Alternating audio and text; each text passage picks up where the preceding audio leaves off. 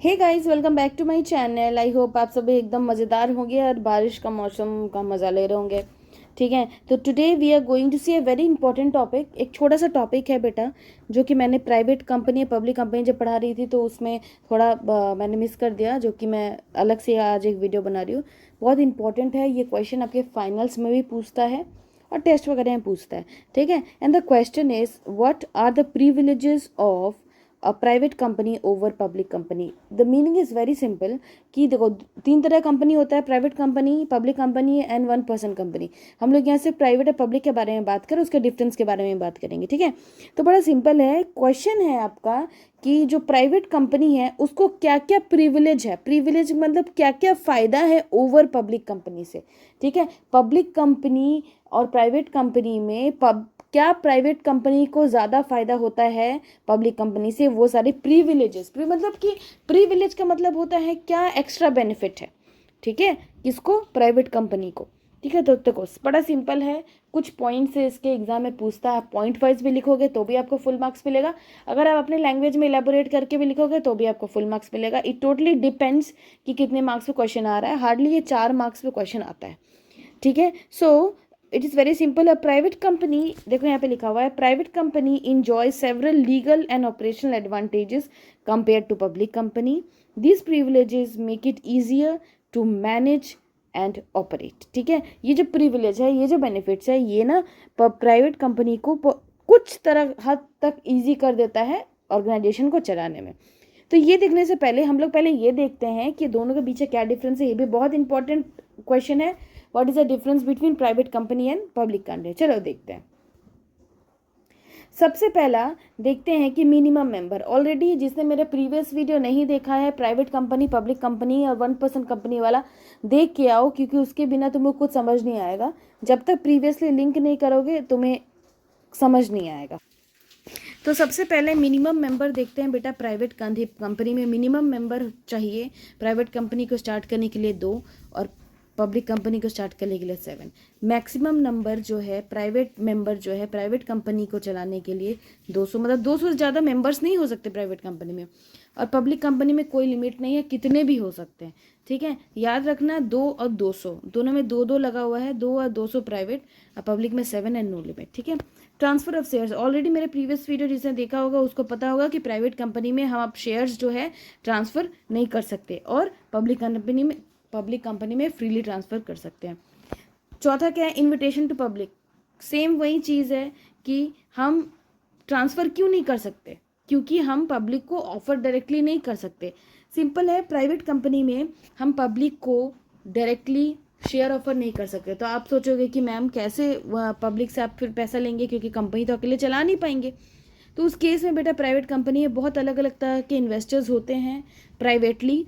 ठीक है, crowd funding कर सकते हो, बूटस्ट्रैप कर सकते हो, एंजल इन्वेस्टर्स होते हैं, जॉइंट वेंचर कर सकते हो, ये सब मैंने बताया हुआ है। ठीक है, तो सिंपल है, invitation to public private company में can not invite the public to subscribe it shares, जब पब्लिक कंपनी में तुम कर सकते हो। ठीक है, इशू प्रोस्पेक्टस, जब तुम ट्रांसफर कर नहीं सकते, पब्लिक को बुला नहीं सकते, तो प्रोस्पेक्टस क्या होता है? प्रोस्पेक्टस एक तरह का बुक होता है जिसमें कंपनी के बारे में सब कुछ लिखा हुआ रहता है। ठीक है, तो प्रोस्पेक्टस बनाने का भी ज़रूरत नहीं पड़ता है, मतलब इशू करने की ज़रूरत नहीं पड़ता है। ठीक है, लेकिन पब्लिक कंपनी को इशू करने का जरूरत पड़ता है जब उसे पैसे चाहिए होते हैं। तो डायरेक्टर कितने चाहिए प्राइवेट कंपनी में? 2 डायरेक्टर चाहिए मिनिमम, इसमें 3 डायरेक्टर चाहिए। स्टैट्यूटरी कॉम्प्लाइंसेस मतलब क्या है कि जो स्टैट्यूटरी है, लीगली है, ठीक है, लीगली जो रूल मानना होता है। ठीक है, कॉम्प्लाइंस का मतलब होता है अनुपालन करना, कोई चीज़ को मानना। ठीक है, उसके लिए बहुत फ्यू फॉर्मेलिटीज़ हैं जो कि प्राइवेट कंपनी को मानना पड़ता है, लेकिन पब्लिक कंपनी को ज़्यादा स्ट्रिक्ट वाले रूल्स फॉलो करने पड़ते हैं। डिसीजन मेकिंग प्राइवेट कंपनी में फास्टर होता है और फ्लेक्सिबल होता है। ठीक है, और पब्लिक कंपनी में बेटा शेयर होल्डर्स का बहुत ज़्यादा इन्वॉल्वमेंट होता है, इसलिए पब्लिक कंपनी में क्या होता है, थोड़ा धीरे हो जाता है। फिर मीटिंग एंड डिस्क्लोजर्स क्या होता है? आपको ये पता है कि कंपनीज को अपना जितने भी प्रॉफिट एंड लॉसेज है वो पब्लिक करना पड़ता है। तो प्राइवेट कंपनी को करना पड़ता है, पर प्राइवेट कंपनी को इतना ज़्यादा पब्लिकली नहीं दिखाना पड़ता है जितना पब्लिक कंपनी को दिखाना पड़ता है। सो प्राइवेट कंपनी का रिक्वायरमेंट थोड़ा रिलैक्स्ड होता है और इसमें मैंडेटरी डिस्क्लोजर है, मतलब वो करना ही पड़ेगा, अपना प्रॉफिट लॉस, आपका जो भी अप डाउन रहा सब दिखाना पड़ेगा जनरल पब्लिक को।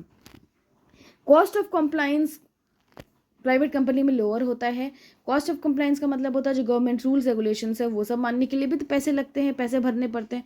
तो कंपैरेटिवली प्राइवेट कंपनी में थोड़ा सस्ता होता है, ठीक है, और पब्लिक कंपनी में थोड़ा महंगा होता है। ये आपका क्या होगा, ये आपका डिफरेंस हो गया, ये आपका प्रिविलेज भी हो गया। मैं प्रिविलेज थोड़ा और डिटेल में आपको बताती हूँ। चलो so your next topic is privileges of private company over public company. So the first privilege is beta that a private company can be started with just 2 members whereas a public company require at least 7 members. ये तुमको पता होगा already, मैंने बता दिया था। दूसरा, there is no need to issue a prospectus as public is not invited to subscribe to a share of private company. ठीक है, प्राइवेट कंपनी में प्रोस्पेक्टस इशू करने की भी जरूरत नहीं पड़ती क्योंकि वो भी एक बहुत बड़ा खर्चा है, ठीक है। इशू करने की जरूरत नहीं पड़ती क्योंकि पब्लिक को बुलाया ही नहीं जाता, वो लोग प्राइवेटली पैसा उठा लेते हैं, ठीक है। तीसरा क्या है, ये सब बेनिफिट है, ठीक है, प्राइवेट कंपनी को। तीसरा क्या है, it can allot share without receiving the minimum subscription, ठीक है। देखो, हर कंपनी का मिनिमम सब्सक्रिप्शन रहता है कि हमको इतना शेयर जो है इशू करना है, ठीक है, लेकिन वो चीज़ प्राइवेट कंपनी में नहीं होता। प्राइवेट कंपनी को अपना मिनिमम सब्सक्रिप्शन नहीं दिखाना होता है, ठीक है, वो पब्लिक कंपनी को दिखाना होता है। तो मिनिमम सब्सक्रिप्शन दिखाए बिना भी प्राइवेट कंपनी क्या करती है, पैसा उठा सकती है प्राइवेटली, ठीक है। चौथा क्या है, a private company can start it's work after getting A certificate of incorporation. देखो बेटा, 2 तरह का सर्टिफिकेट होता है। एक होता है सर्टिफिकेट ऑफ इनकॉर्पोरेशन, ये पहले मिलता है। जैसे ही सर्टिफिकेट ऑफ इनकॉर्पोरेशन मिल गया तो प्राइवेट कंपनी अपना कंपनी स्टार्ट कर सकती है। लेकिन पब्लिक कंपनी के केस में सबसे पहले सर्टिफिकेट ऑफ इनकॉर्पोरेशन मिलेगा, उसके बाद सर्टिफिकेट ऑफ कमेंसमेंट मिलेगा, ठीक है। पब्लिक कंपनी में जब पब्लिक कंपनी आगे पढ़ोगे ना अच्छे से तब को ये सब समझ में आएगा, ठीक है। तो पब्लिक कंपनी में बेटा कमेंसमेंट का सर्टिफिकेट जब तक नहीं मिलेगा तब तक तुम अपना बिजनेस स्टार्ट नहीं कर सकते, कंपनी स्टार्ट नहीं कर सकते। लेकिन प्राइवेट कंपनी में तुमको एक सर्टिफिकेट मिल गया, that is certificate of incorporation, तुम स्टार्ट कर सकते हो। समझ आया? नेक्स्ट चलते हैं, it can work with just 2 directors. Sorry, यहाँ 2 का स्पेलिंग गलत है, ठीक है, जस्ट 2 डायरेक्टर्स। 2 डायरेक्टर्स जो है बेटा वो चाहिए प्राइवेट कंपनी को स्टार्ट करने के लिए, ठीक है। 2 डायरेक्टर और उधर 2 मिनिमम मेंबर्स, ठीक है। और यहाँ पे 3 डायरेक्टर चाहिए होते हैं पब्लिक कंपनी में, ठीक है।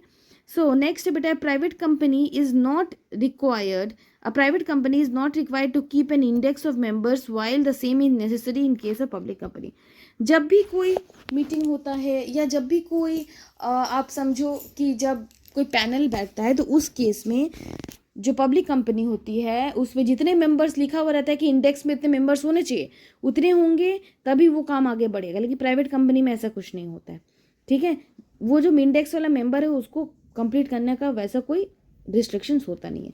लास्ट पॉइंट है, a private company can lend money और गिव गारंटी और security to its directors without the approval of government.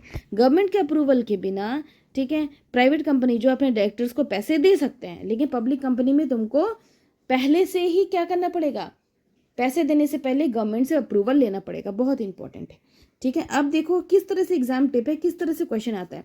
Why does a private company enjoy more privilege than a public company?